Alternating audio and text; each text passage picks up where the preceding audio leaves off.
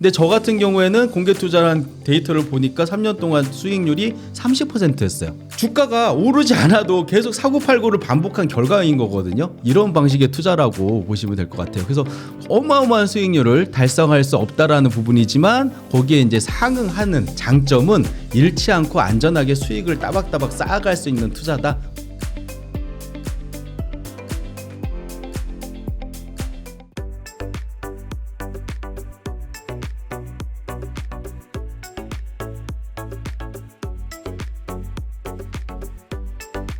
약점은 방금도 말씀드렸던 것처럼 어마어마한 수익률을 기대할 수는 없어요.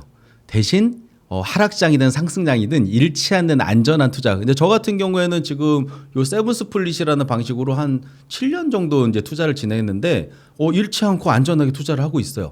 그렇다고 막 엄청난 수익률을 기록한 건 아니고 제가 방금 자랑한 25% 정도는 엄청난 수익률에 해당하기 때문에 제가 자랑을 한 거예요. 보통은 한 10% 정도. 그리고 언젠지는 모르겠는데 재작년 정도에 되게 모든 사람들이 다 손실을 입었던 그런 때가 있었어요. 그때도 저는 플러스를 기록을 했거든요. 최근에 제가 공개 투자를 따로 한 것 중에 3년 동안 최근 3년 동안 투자한 기록이 있었어요. 그 3년 동안 코스피 지수가 2,300 정도인가에 제가 출발을 했는데 3년이 딱 되는 시점에 2,300에 끝났어요. 그럼 어떤 걸 의미해요? 예, 내가 만약에 코스피에 바이앤홀드로 투자를 했으면은 수익률이 0이라는 얘기예요. 사실은 더 안 좋을 가능성이 높죠. 근데 저 같은 경우에는 공개 투자란 데이터를 보니까 3년 동안 수익률이 30%였어요. 이게 주가가 오르지 않아도 계속 사고팔고를 반복한 결과인 거거든요.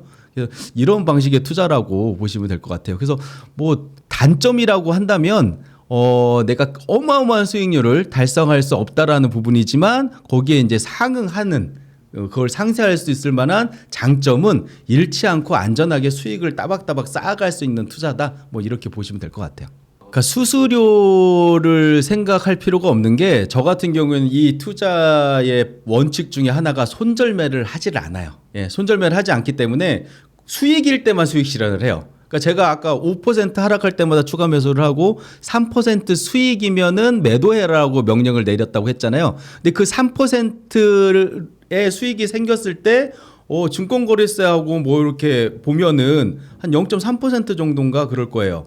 그러면 2.7% 수익이잖아요. 예, 그게 계속 수익일 수밖에 없어요.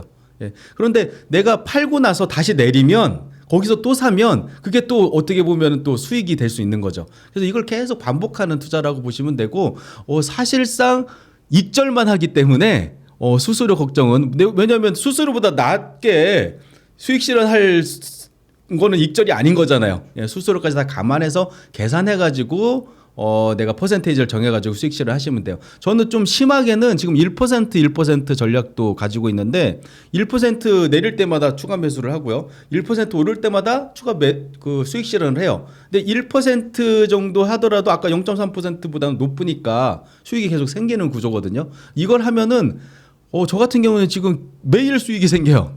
현금 흐름이 계속 나오는 거예요. 1% 정도면. 그래서 주가는 이제 거의 그대로인데 계속 샀다 팔았다를 반복해가지고 수익을 만들어내고 1% 전략은 사람이 못해요.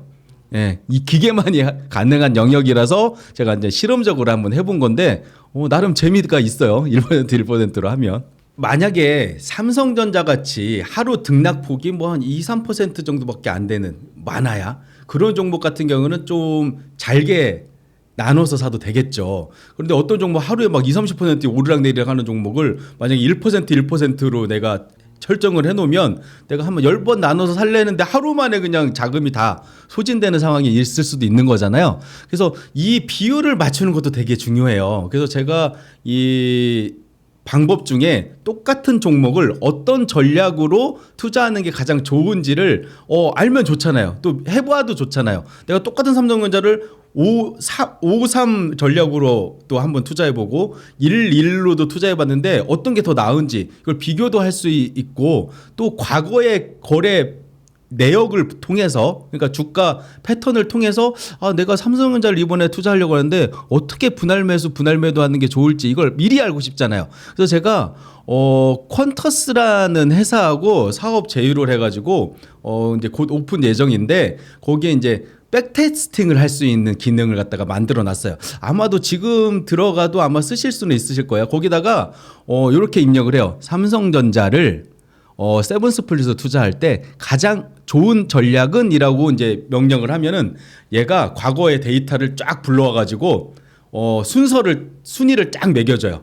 1위부터 10위까지 해가지고 1위 예를 들면 삼성전자는 8번 나누어서 분할 매수 분할 매도를 하는데 4% 2% 전략으로 했을 때 가장 수익이 좋았습니다. 그리고 MDD도 나와요. MDD도 이제 참고를 해야죠. MDD는 뭐냐면은 어떤 방식으로 투자했을 때 가장 자금이 내가 손실을 갖다 가장 적게 감당해야 되는지 뭐 이런 것들도 나와요. 그러면 이제 본인이 판단하면 되죠.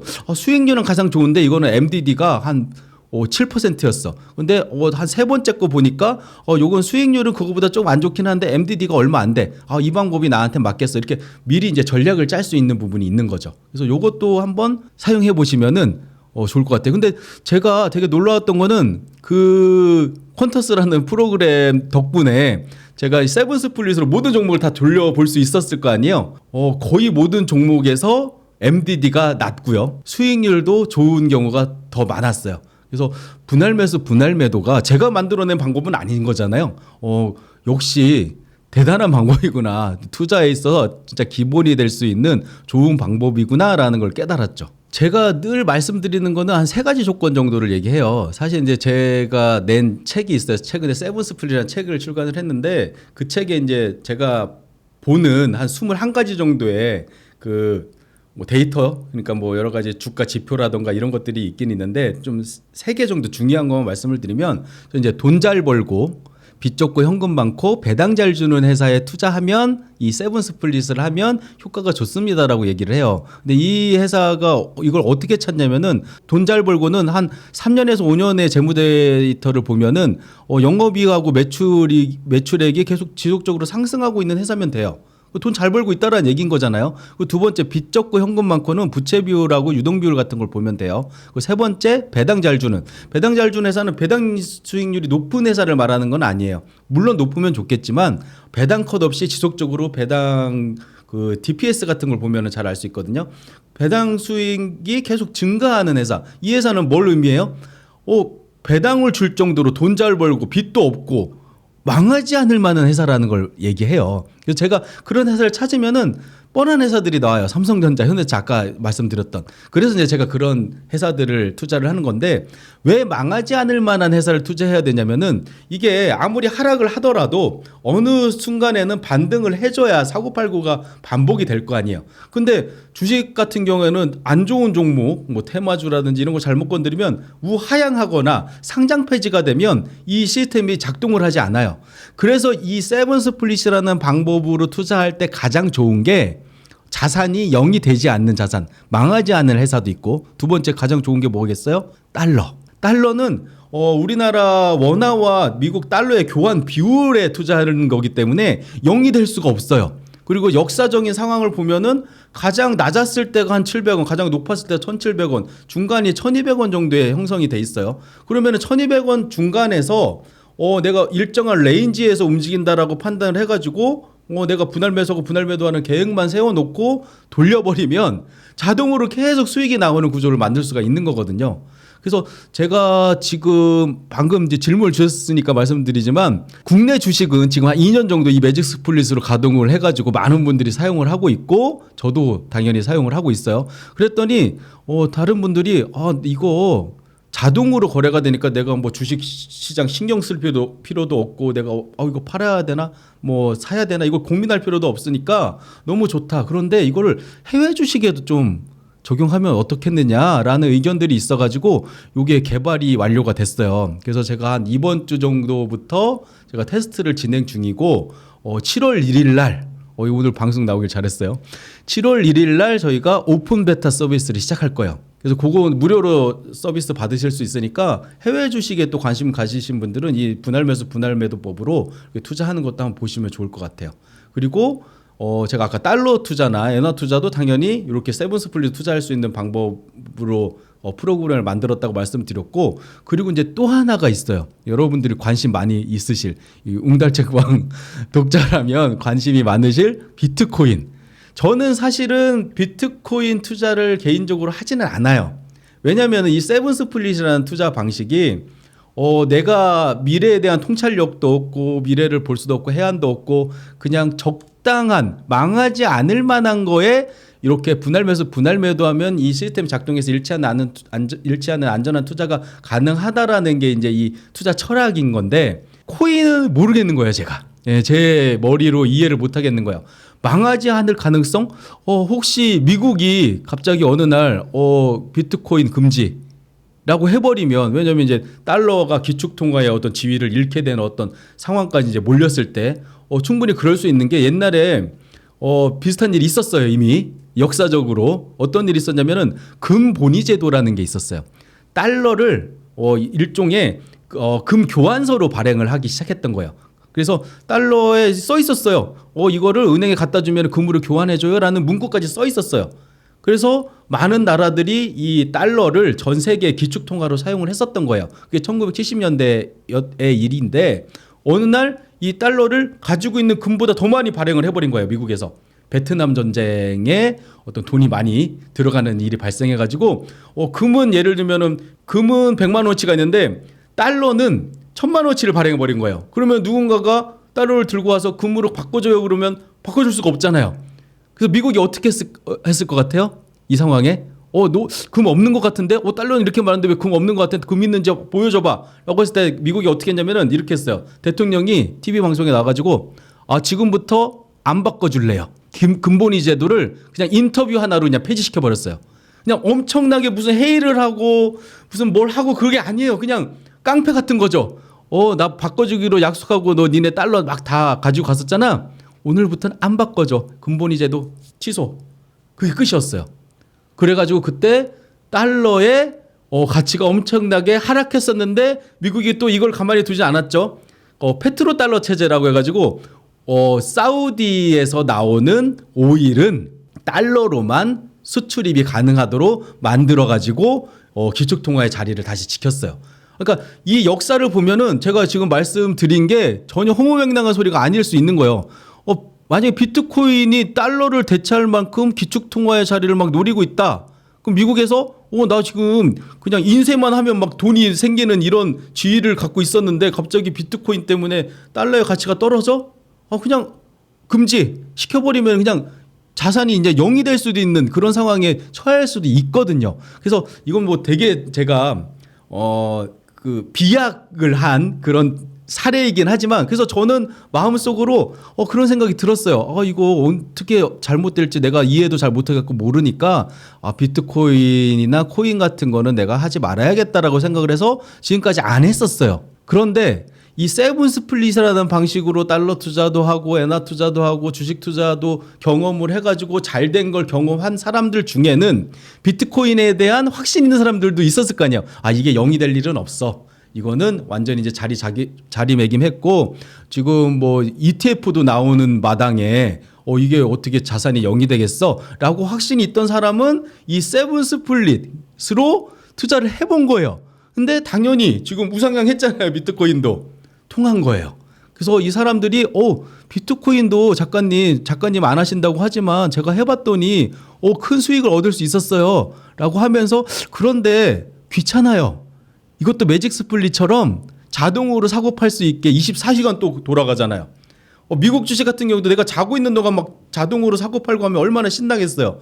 코인도 그렇게 해주세요 라고 요청이 있어가지고 코인 스플릿이라는 거를 개발하고 있어요 지금. 그래서 한 몇 개월 이내에 여러분이 비트코인이나 이더리움, 그리고 제가 테더까지도 좀 안전한 투자 대상이라고 생각을 해요. 그 나머지 코인은 제가 잘 모르기도 하거니와 좀 아직까지는 저도 확신이 있지는 않아요. 그런데 비트코인, 이더리움, 테더 정도는 그래도 큰 문제는 없지 않을까. 그래서 뭐 제가 큰 돈을 투자하지는 않겠지만 이 코인 스플릿이 만들어졌을 때 세븐 스플릿으로 투자할 생각은 가지고 있어요. 박스피라고 하잖아요. 그래서 우리나라 주식 시장에 좀 잘 맞아요. 예. 그리고 달러 같은 경우도 환율도 막 우상향하거나 무하향하는 게 아니라 박스 안에서 계속 왔다 갔다 하잖아요. 그래서 잘 맞아요. 근데 저도 이제 고민이 있었어요. 비트코인이나 미국 주식 같은 경우는 우상향한단 말이죠. 예, 어느 바운더리 안에 갇혀 있어야지 샀다 팔았다를 계속 반복해가지고 수익을 계속 낼 수 있는데 뭐 예를 들면 엔비디아 같은 거나 뭐 애플 같은 거를 이런 방식으로 투자하면은 오히려 수익률이 안 좋을 수 있잖아요. 그래서 사실은 매직 스플릿 같은 경우에 주식 투자 같은 경우는 제가 국내 주식도 저는 가치 투자를 지향하는 사람이기 때문에 넘버 1에서 넘버 7 그러니까 7번 나누어 매수를 할 때 첫 번째 계좌에 있는 투자 대상은 장기 투자 가치 투자를 해요. 얘는 사고팔고를 안 해요. 그러니까 제가 작년 같은 경우에 되게 좋았던 투자 성과가 뭐였냐면 포스코 인터내셔널이라는 종목이었는데 그 종목을 샀어요 제가. 그랬더니 떨어지더라고요. 당연히 내가 사면 떨어진다고 했잖아요. 그래서 2가 사고 3가 사고 4가 사고 뭐 5가 샀다가 또 반등해가지고 5가 팔고 4가 팔고 이렇게 왔다 갔다 몇 번 하다가 어느 날 갑자기 2, 3, 4, 5, 6, 7, 8이 다 팔렸어요. 그 1만 딱 남았어요. 그 1이 오르기 시작하는 거예요. 그러다가 저는 이걸 팔지 않았어요. 어느 정도 기간을 가지고 한 1년 정도 있다가 팔아야지 뭐 이런 마음을 먹고 있었어요. 근데 그게 300% 올랐어요. 그 제가 한 번 투자할 때마다 300만 원씩을 투자를 했는데 그게 900만 원이 돼서 돌아왔어요. 그러니까 이미 트레이딩을 해서 번 수익도 있고 이 첫 번째 투자한 물량이 많이 올라져-가지고 얻은 수익도 있고 그러니까 전체 수익으로 따지면 큰 수익을 얻을 수 있었던 거죠. 근데 미국 주식이나 비트코인이나 이런 것들 같은 경우에는 우상향하는 어떤 성질이 있어가지고 제가 이제 새로운 어떤 이 방식을 또 고안을 해낸 게 아마 코인 스플릿하고 미국 주식 투자의 매직 스플릿 같은 경우에는 이 기능이 적용이 될 텐데 바이 스플릿이라고 해가지고 적립식 투자에 대한 기능을 넣었어요. 그래서 내가 예를 들면 한 달에 한 번씩 엔비디아를 매수할 거야라고 걸어 놓으면은 얘가 이 시장 상황과 이런 거에 따라서 내가 만약에 뭐 $1,000씩 사기로 한 달에 명령을 내려놓으면은 시장이 좋아서 가격이 좀 떨어지면은 $1,000를 다 사고 아니면은 또 시장이 너무 과열돼 가지고 좀 주가가 높은 상황이면은 뭐 $500만 사고 그러니까 적립식 투자를 같이 병행할 수 있는 그러니까 이렇게 되는 거죠. 세븐 스플릿이기는 한데 첫 번째 계좌에 있는 애는 계속 적립식으로 쌓아나가는 투자를 하고 나머지는 그럼에도 불구하고 미국 주식도 하락이 있을 수 있단 말이죠. 그럼 하락했을 경우에는 세븐 스플릿으로 사고팔고를 반복하는 그러니까 장기 투자, 가치 투자와 트레이딩이 같이 움직이는 병행되는 이런 구조의 투자라고 보시면 될 것 같아요.